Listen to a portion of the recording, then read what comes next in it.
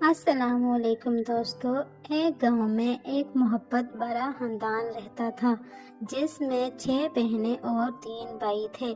سب بہن بھائی ایک دوسرے سے بے حد محبت کرتے اور ہر کام مل کر کرتے۔ بڑے بھائی سب کی رہنمائی کرتا جبکہ چھوٹے بھائی شرارتی مگر دل کے صاف تھے۔ بہنیں بے حد خوبصورت، ہنرمند اور ذمہ دار تھیں جو ہر مشکل کو آسان بنا دیتی تھیں۔ جب کوئی ایک بیمار ہوتا سب اس کی ذمہ داری میں لگ جاتے۔